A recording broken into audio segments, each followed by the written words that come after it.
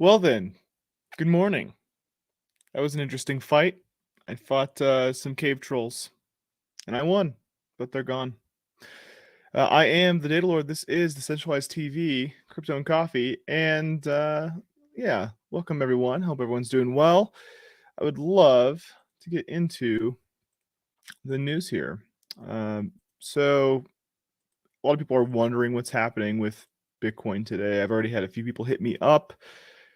Because Bitcoin's flirting with that 28K. So let's take a look. So, we have, as far as the whole market goes, we are up 1.9% in the total market of cryptocurrency. So, seeing that the entire market is up a little bit, why? Right? Well, if we look at Bitcoin specifically, you'll see we've kind of been holding steady at this crazy boy 28K number, but yeah, over the last week we have moved up 28.5% on Bitcoin. So anybody who did buy that dip is sitting at least 28% higher. Ethereum is again mimicking Bitcoin because that's what she do. And XRP, there's a lot of speculators on XRP right now and where the XRP lawsuit's going to go. I saw kind of a handful of that in the news. So I think the price is reflecting that hopium. Same with Cardano. Cardano has a stable coin that is really pushing forward. So I think that's where this hopium's coming from. People were expecting that Bitcoin price to go somewhere. What's up? Good morning, Jaime. It didn't go where we wanted to, and so I think that's why XRP and Cardano are pumping at the current moment, and the rest of the market feels flat, at least for the 24-hour. But yeah, Bitcoin's in a super, super interesting spot right now. And Yes. we have a lot of analysis from Jaime It's coming. Here to we over go. that. I know it is. What's up? Good morning, everyone. Thanks for showing up. Happy hump day. Hope hope hope you're feeling all right. And say with me, whoopah. There it is. Here we go. So we are now on the weekly. On the weekly, we're hump day. So, of course, we're in the middle of the week. This closes on Sunday. We are right up at that resistance point. There's a lot of people aren't aware of the importance of today's federal meeting. Like, it's monetary policy on the dollar from a global scale, triggered by all these meltdowns, bank meltdowns. And Bitcoin rallied up to this point. And we are now, everyone's like holding their breath. Even some of the Twitter world were like, dude, this can't be. We can't be holding our breath for what is going. We are hours away from press conference that will reveal the monetary policy of the global reserve currency for the next few weeks. The fact that no one knows what will happen is absurd. It is impossible to plan for the future under these conditions. And this was by Anthony Pompliano, Pomp, who said that. And he's under stress. You can actually feel the tension. Most people that aren't following the markets don't feel it. They're not aware of what's actually happening. But we are. And look at this. Ever since that run up, we are now just holding. And I think that meeting is going to reveal all on what happens next. What we're seeing on the trend, though, if you notice, it's slightly down on the strength. Doesn't mean it can't pump above. One of the things Brandon and I, while we were working yesterday, we kept seeing these notifications of USDT being minted in the hundreds of millions of dollars and going to exchanges. And that usually has shown to be pretty bullish. You'll see a pump usually. The big question is how hard and how long will it go? And that's what she wondered too. That's right. And let's not all get excited, and then it's a showstopper in the end. Like, Jesus, well, what were we so excited for? Nothing. Hump day. Yep. So if I zoom in closer on the daily, you can actually see that it's just pressing against the resistance point. And if you notice, the on the daily side, it is not showing bearish divergences right now at this moment. It did the last couple of days as it was going up.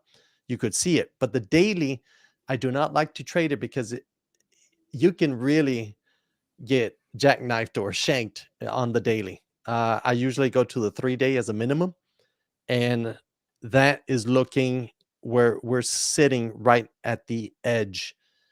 Do not be surprised if this pumps up on the 3-day up to the 200 moving average, which is pretty high. And this is what I'm Yeah. watching. Like we mentioned on Monday, if this breaks and then we test as support, the game has changed, guys. The game will have changed. So it's pretty exciting where we're at. And again, what's the rule? Do not long at resistance. And even if it breaks up, guys, it's better to be safe than just dumping here on wishing. Now, if you want to gamble, okay, try it, but Yeah. not financial advice. Max leverage, max bidding. Pick one to the moon. You're like, whoa. Yeah, I love me Bitcoins, but not at these edges where it has not been defined on what's going to happen next. So this Fed meeting, guys, is going to define everything else that's going on. So let me show you what the Standard and Poor's is doing. Right now, it's rising. It's coming back up. So the whole market. That's why you're seeing everything sideways. Currently, it's because even traditional markets are waiting to see what this policy is going to be. Now, think about it. How do the Feds solve this global financial problem? They Well, print we more already money. saw some signs of it. Yes, that's the problem. So if they print money, and you see how they did it earlier, they're like, no, taxpayers aren't going to be responsible for this. This is a reserve we had. It's like, no, guys, it's trillion of dollars of money to back up all these FDIC insured and non FDIC insured funds of the bigger banks. That's money printing. So either they're going to make the decision of let the chips fall where they may. If that's the case, and they bump up in the interest rate, ooh, get ready. Your pants are coming off at that point. Uh, Otherwise, it's printing money, either explicitly or implicitly in their decision. And I think that's what Bitcoin and the markets are waiting for, is a pullback of the Fed's aggressive tone towards inflation by raising interest rates, or all in. And it's like, fuck it. We got to do what the market needs to do. And then now we see a meltdown overall. And that would affect everybody. So the world is on edge. Although most people going to work today have no idea this is what's transpiring on the back end. You don't see much news about it, which blows my mind. But everyone else Why who's why would there involved, be news about something that affects people? Instead, we yes, want to talk about celebrities because bread and circus, right? yeah, it's like, okay, plebs, all you people, all the sheep, don't pay attention. We barely teach you in school about financial responsibility. We barely push it in our educational system. We lower the quality of our education system so no one gets left behind. Instead of raising the bar and raising the entire community with us, this is the end result.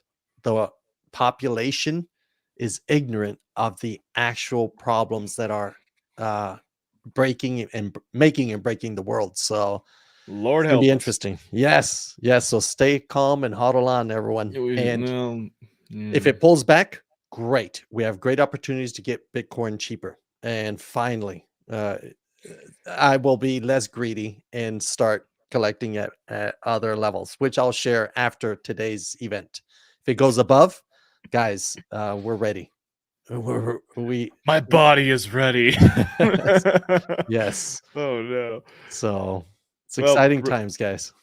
yeah, thank you so much for that analysis there. I want to say what's up to everybody. Just Bossy, good morning to you. Good I morning, assume just Don's Bussy. driving. If he is, tell him I said what's up, boy. Uh, Indo, my boy, how you doing? Good morning. Nemesis with a big Nemesis. long Let's do. yo. How are you, my Uh, man? yeah, let the Fed print the dollars into hyperinflation. You're like, yeah, money printer does go burr, don't it? Yes. And the FDIC, the FDIC, we've been talking about it, only covers 1% of deposits, which is super mecha Godzilla inflation. Yeah. Yes, Nemesis. in DCA all the day. Uh, Indocrypt says my body is ready to buy more BTC on the low. And Boston in the house. What's up? Good morning, Boston. Holding it down. I see you. I see you.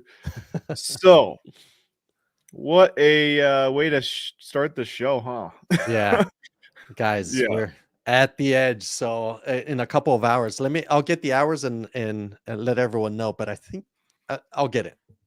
So Yeah. Today might be random live in the middle of the day kind of a day. Who knows? Like no promises, but it could happen. It could happen. Uh, so our first story for the day, shall we?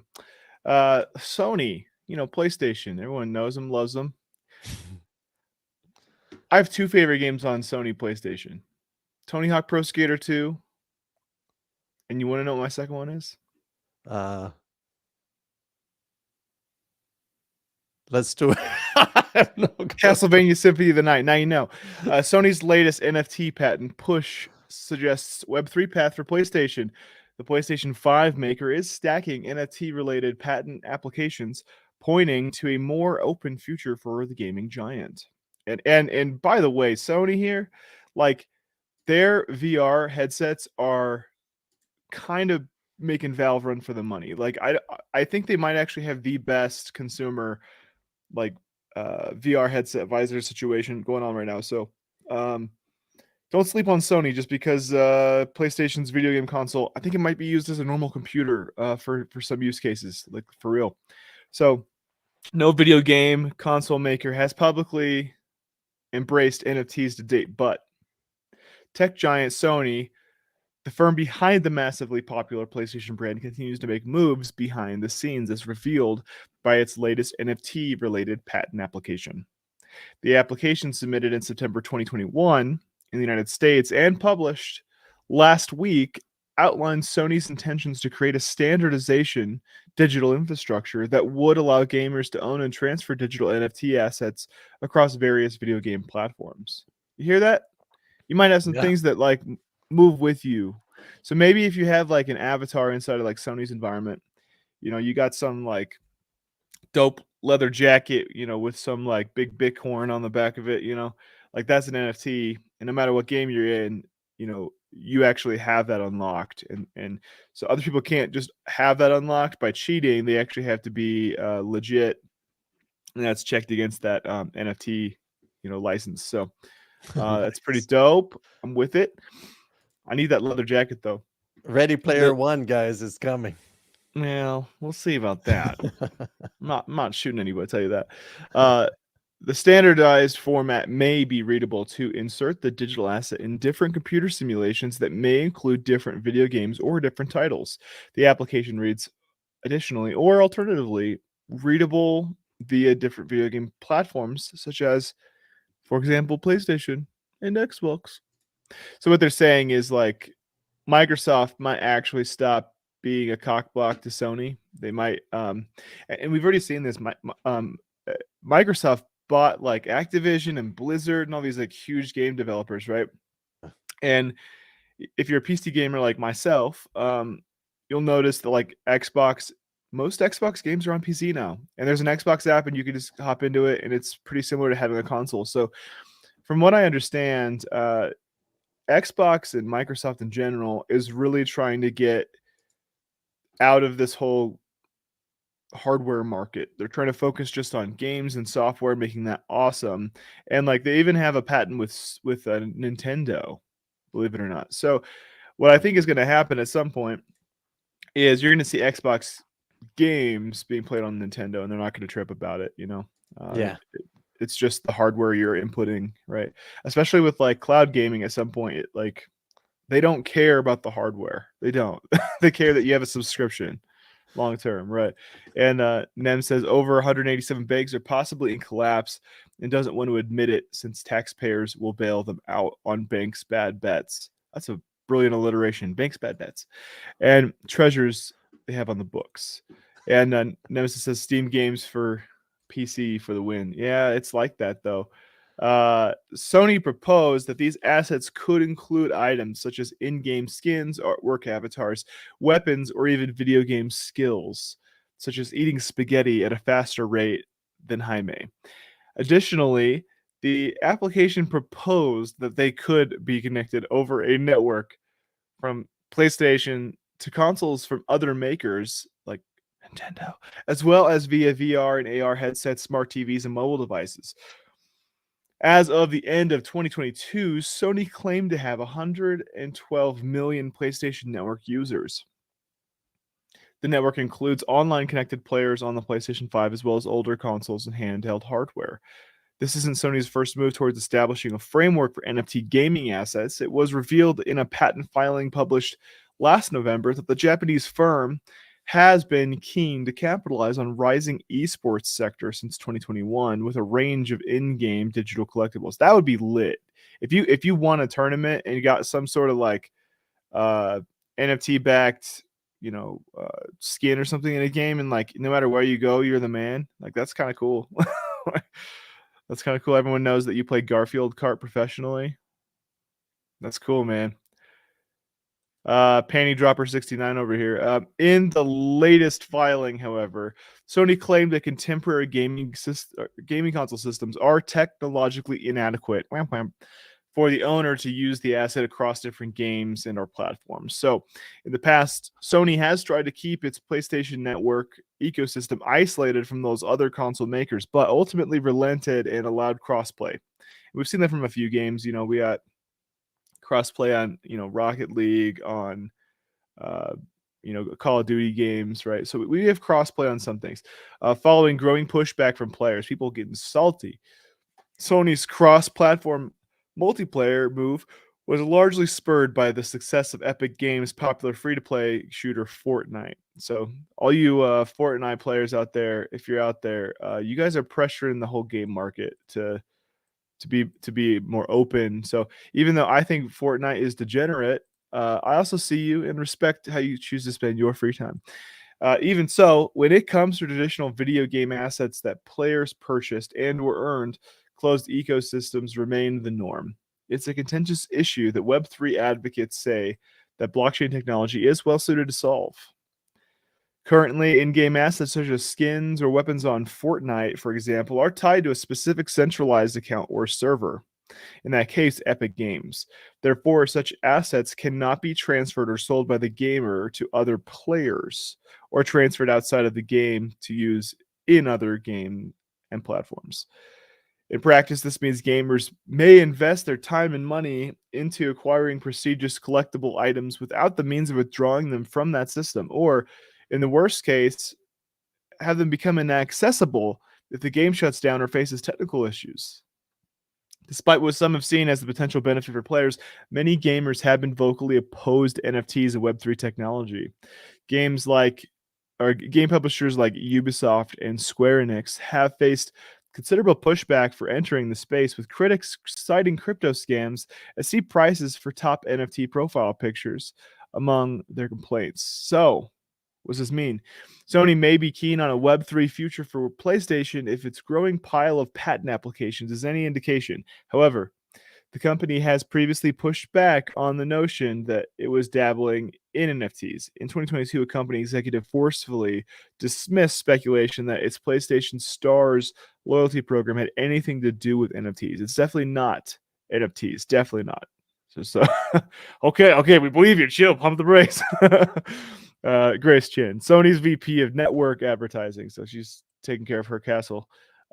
Loyalty and licensed merchandise told Washington Post you can't trade them or sell them, and it's not leveraging any blockchain technologies and definitely not NFTs. Okay, dude, chill. Pump the brakes, bro. So, what's your thoughts on this? Do you think Sony's bluffing about NFTs here? You think you're excited about NFTs being in games? You think it's going to actually get people to stop being wackos about NFT scams and whatnot? Because Boston says, I don't even have any good skills. Pedro, what do you mean? Napoleon, like nunchuck skills, like bow hunting skills, computer hacking skills. Girls only want boyfriends who have great skills. That's true. Uh, and Jaime's on mute and he's talking like a madman. Damn it! Good call. Damn, I don't know how that happened. And the NFT is the receipt of those skills, really, is what's going to happen. So now Certificate of authenticity. that's right, of skills, certificate of skill authenticity. So it is adding a layer that is transportable and is wholly yours. So I think Yeah. it's it's not a necessary thing, but I think for people who want to brag or show off or have a token of like, guys, look, I got this because I did this. I think that's where the NFT is going to fill that. Although Nemesis says don't need NFTs in games, that's let the market decide that. See what they say Yeah. and run with it. Well, and I've used this example before, and I'm going to keep using because it rocks. Like, hey Nemesis, you remember when Diablo 3 came out and everyone was like sweaty playing Diablo 3, and they had a store on there, and you could actually sell your RNG weapon drops for real money, actual cash money. And people were like, "Whoa, okay, I'm gonna be playing this game," and they were farming Yeah. pretty hard. They were selling, and then their lawyer and general counsel was like, "You got to stop that. We aren't set up for that." And so they shut that down. So I actually think that like NFTs prevent gamification from happening, people cheating and farming in that way. So, but right. So the NFT, if it comes in, there should be some safety mechanisms where you're not hacking it or cheat codes into it. Actually, verifiably earned NFT yeah, award. I specifically see like a big like blockchain layer being part of an anti-cheat on a game engine. So I don't know. We'll see. I mean, I just do architecture. What the hell do I know? So our next article here is not playing games, unlike that last one. Monero founder refutes allegations of helping Interpol trace funds. Suck it. You hear that? I know. The Monero guy's like, bro, I'm not. Look. Like, I'm not betraying the privacy of my people. They're using this because they want to be private. Like, I don't really care if you want the information under the hood. Like, our value prop is we're private. We're not changing that. Kick rocks. But don't you find it a little suspect that they're pushing so hard on the stable coins and other, but no one talks about Monero, which is, or let's call it the non-traceable tokens.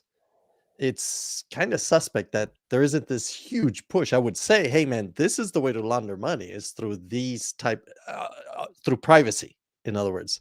Yeah. So I can see why the allegation is come up, is like, okay, why aren't they going after these guys? Well, because they can't. There's no there's no policy you can put on it that makes the code not the code. That's the point. But anyways, let's get into this.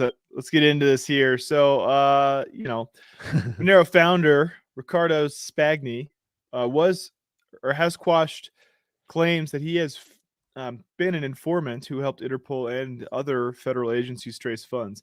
Crypto influencer James Edwards, not related to me, by the way, claimed in a thread that Spagni outed himself as an informant for Interpol after U.S. Marshals detained him pending extradition. Oof. Oh, so they did grab him. Well, it says that he claims that. Yeah. This James guy claims it. Who knows if it's true or not? But so Spagni alleged to be Interpol Moley. It says mole. In a tweet on March 20th, James Edwards shared reports from 2021. Based on reports, he inferred Monero founder Riccardo Spagni could be an Interpol informant. He said evidence strongly suggests he helped them track Monero. Riccardo Fluffy Pony Spagni. Look, if you are a stallion below the belt, you might go by Fluffy Pony. We don't know. The well-known cryptocurrency personality was detained after being accused of crimes that first surfaced in 2009. He was reportedly fleeing fraud charges in South Africa. Former employer Cape Cookies accused Spagney of fraud by forcing invoices. According to court records, Fluffy Pony allegedly stole $100,000 between October 2009 and June 2011. Edwards based some of his arguments on this case. Spagney's attorney postponed the trial and mentioned COVID-19 risks in response to South Africa's extradition request. Prior to March 2021 hearing, Edwards alleged that Spagney and his wife fled South Africa. In addition, he claimed that their dread of the virus only prevented them from traveling to South Africa and not Bermuda. Edwards noted that their journey included an unnatural stopover in the U.S. Based on the asset tracing requests, Edwards said, "I exposed at my Monero project, founded by @Fluffy Pony, was a wallet that stole funds and de-anonymized users en masse." Notably, the crypto commenter has used GPT-4 to draw some of these inferences. Meanwhile, author and analyst Nassim Nicholas Taleb retweeted the assertions. The Black Swam author claimed that if Monero's chief maintainer turns out to be an Interpol informant, he has claimed that every Bitcoin transaction could be traced, could be accurate. Mm-hmm. So, Monero founder hits back. Bah! Say less! Denying claims.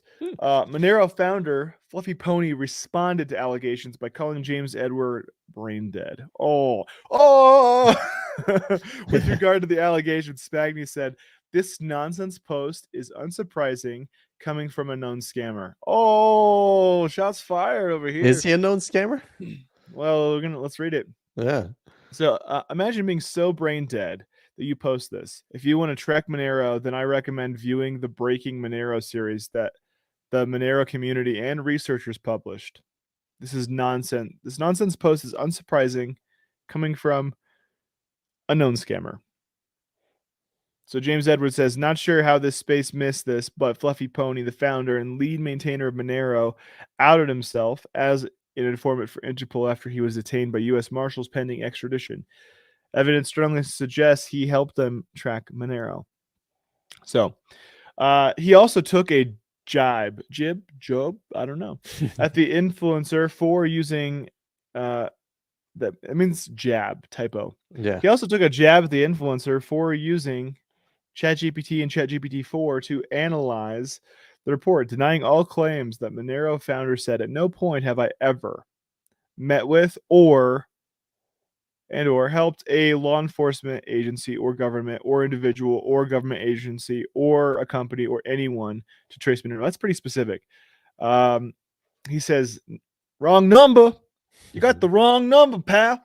The founder defended Monero's cryptography, saying he could not assist the government with privileged access. He said, "I have no privileged access to Monero's code, GitHub repo, website, Twitter account, DNS records, donated funds, or anything else." Zip it, lock it, throw away the key. That's what he did. That said, Spagney agreed on Edwards' thread that Interpol did ask him for assistance, but never followed up with what they needed assistance with. That sounds more attuned to the truth to me. In defense, the founder stated they never responded with any details. They never reached out and told me what the request was with. It might not even have had anything to do with Monero. I have literally no idea what it was about. According to Crunchbase, Spagney founded Monero in 2014 and registered it in Australia. Weird move. Monero underwent a hard fork in August last year to bring many privacy upgrades. In October 2022, Monero developers were speculated to be behind an attack on Zcash. Yeah, that could be the case. So at press time, Monero's privacy-focused Monero coin XMR is trading at $152 after a muted performance this week. So, have you guys got any concerns about Monero and Interpol and traceability with this whole situation? That's the thing. Privacy is key. Like, if you can do privacy, this is great, and that's what Monero brings to the table. If there is a means to get to the data of who, where, and all that stuff, of course, that would unzip everything, the whole purpose of it. So it is an important subject, but how do you validate until it all comes to light? Right. So yeah, it's, if you're doing something bad and you're relying on this privacy, uh, there's no way to tell until you get that knock on the door. Yeah, right. Truly. But Open outside of up, it's that, a plumber. It's a yeah, plumber. I don't know where. that's got a lot of muscle for a plumber. Yeah. Bad. Nemesis said NFTs will devalue the games as they take all the money out and as they sell NFTs. Yeah, that could be the case. Vote with your dollar, though. But don't you Right? earn it though? Like, Well, I let's think say, what he's saying is like people will stop focusing on the game and instead they'll focus on the meta game of just unlocking skins and stuff, or just Mhm, farming stuff to sell, as opposed to just like actually getting really good at like mhm. some game type in Call of Duty, right? Yeah, yeah. Man, Carl on duty, Black Ops. so I many. am Carl. Shut up, Carl. Yeah. So our next article here. Interestingly, again, we are not partisan. This is not a pro red or pro blue anything. But This we is just do the understand what news. CBDCs are. Demza news. U.S. Senator Ted Cruz tries again with a new bill to block central bank digital currencies. And by the way, the Republicans tend to have a fiscally conservative policy. Not always, because I mean, certainly George Bush did not, right? So like, that's simply to say, like, if you are for responsible monetary policy, you probably align pretty closely with cryptocurrency ecosystem, right? And Mhm, so CBDCs, I think Ted Cruz understands, are going to be used as a ball and chain for American people. They're going to be used as a way to cement the system further and make it even harder to take down, because it's going to be integrated at a code level as opposed to being integrated just at like a what I call a soft policy level, which is a soft policy is, hey, we say do this, and so we expect you to follow form, as opposed to a hard policy means I hard coded it in the software. It's going to do this every time without human intervention. Okay. And keep in mind, CBDCs are you can track every single unit Yeah. in a CBDC, and you can yank it, you can expire it. The Chinese are already doing it, so Yeah. please pay attention to this. Well, and it could be attached to like a social credit score too.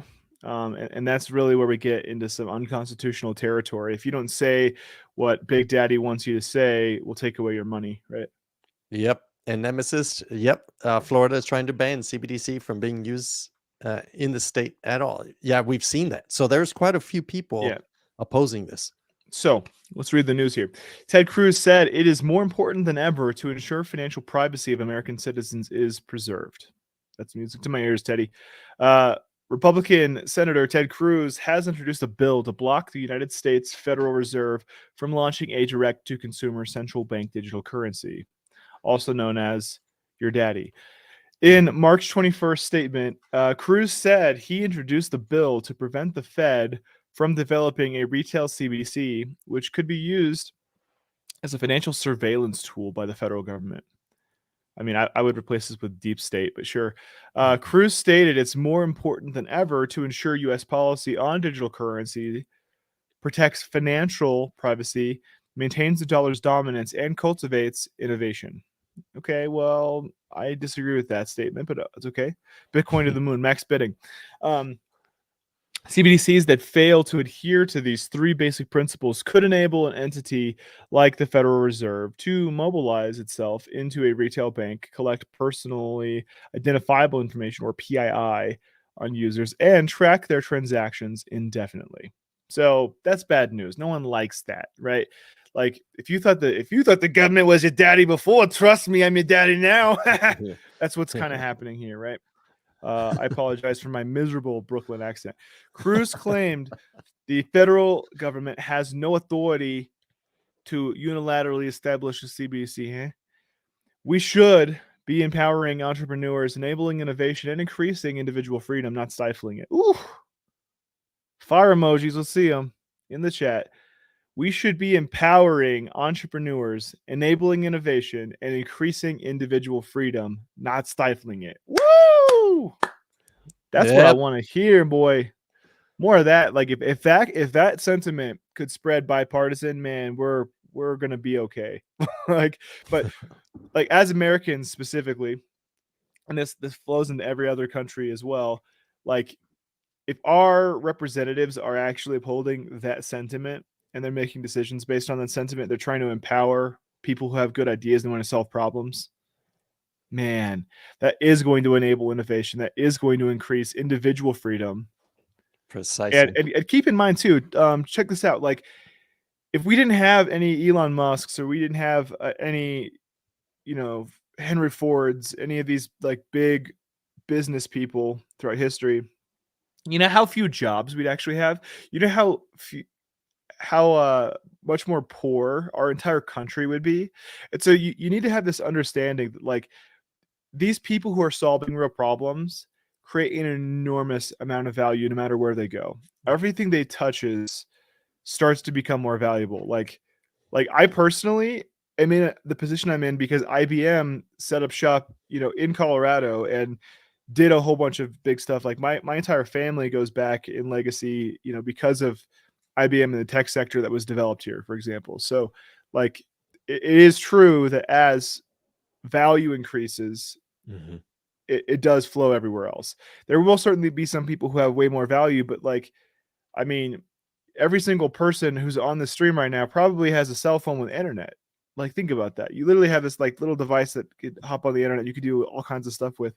You're literally watching me in another state talk to you about this article here. Like this whole world we live in only exists because entrepreneurs saw potential and they just acted on it, right? Mm-hmm.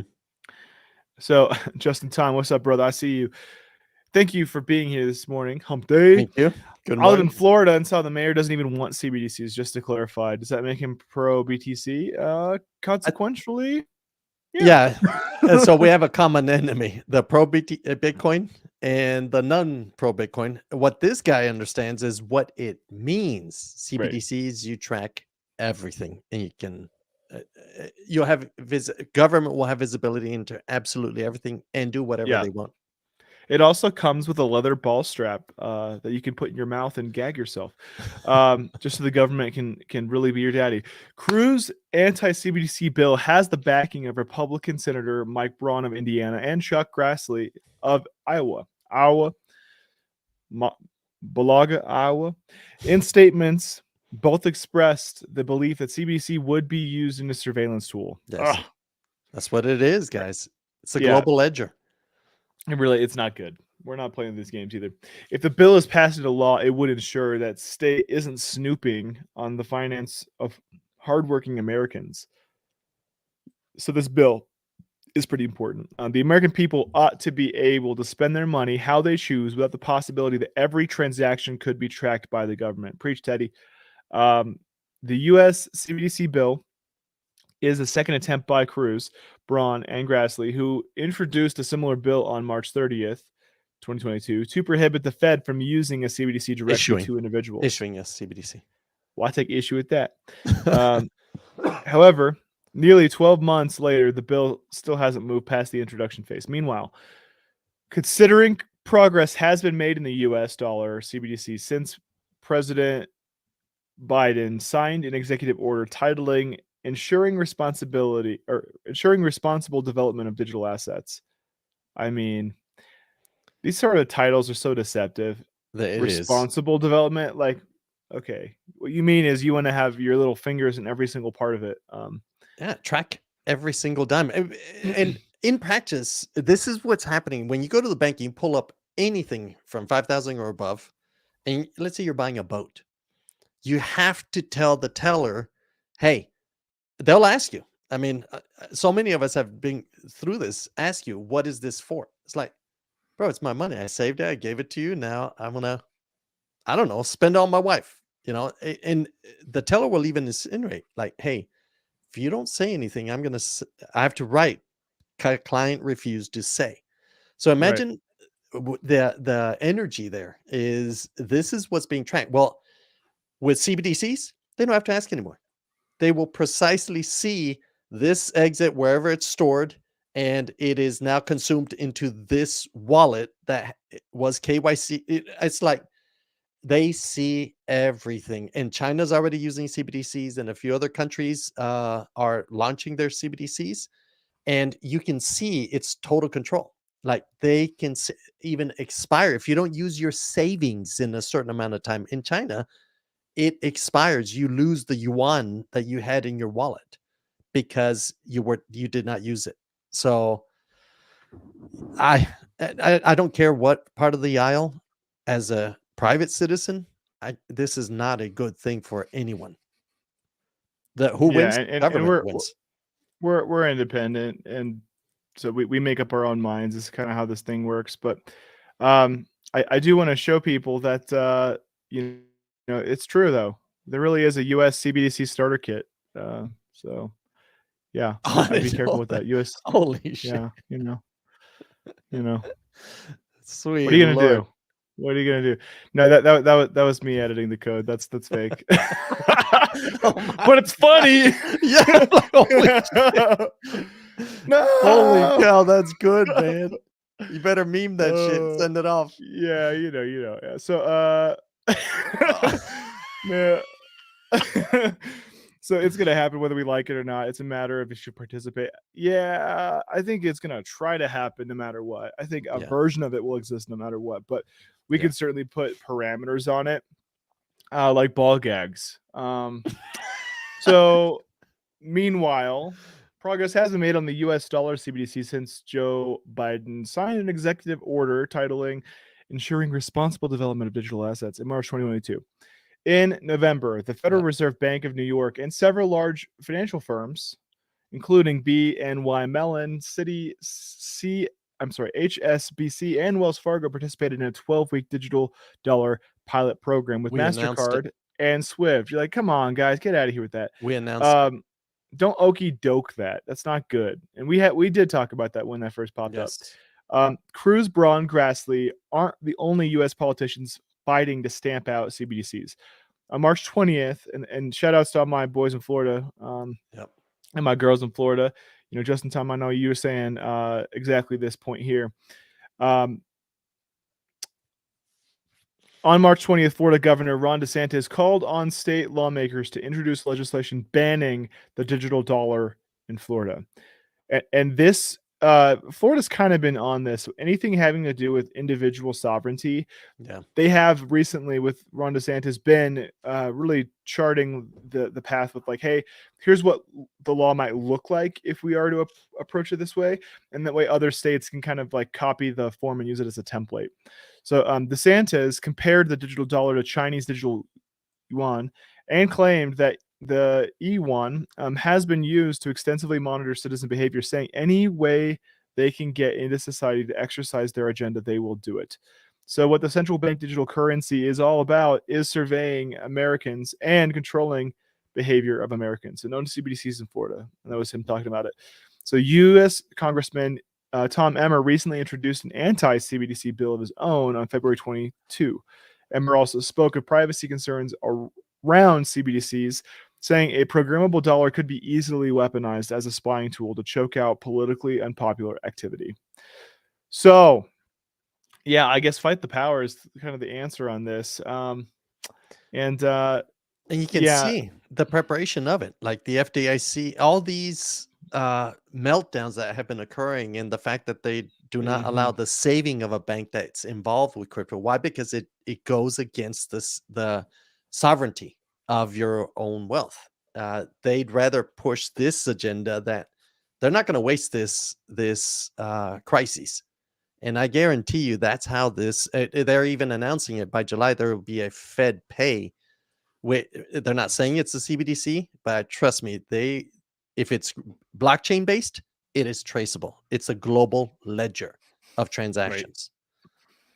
So, and it's not that they'll be like, hey, you can't go buy this. No, through coercion, they're going to control you because now you're like, well, I do want to go buy weed when I'm in Colorado, but shit. And I'm in a state that, and now that's going to be visible on the blockchain that this that was in your wallet Yeah. transacted up there in Colorado where it's legal. It's all legal. But do you And understand the pressure that's going to create? yeah, exactly. And it really it's creating this environment where people aren't able to just have their private matters be private matters. It's taking Not all anymore. people's private matters and it's just throwing them into the public because where it doesn't belong. Yep. So I don't know. Anyways, pop and stream today. Hump day, hump day, hump day, hump day, and everyone knows U.S. money printer goes burr. So we'll Yes. keep you as Jaime says abreast later this week. Sorry, later today as this develops. But yeah, in the meantime, love you. Happy Hump Day. It's Hump Day, by the way. Keep calm and huddle on, and we'll keep you abreast as things develop. Let's do it, baby. Got him, coach. And let's see what the money printing will do to crypto. I got a little video that they produced out there.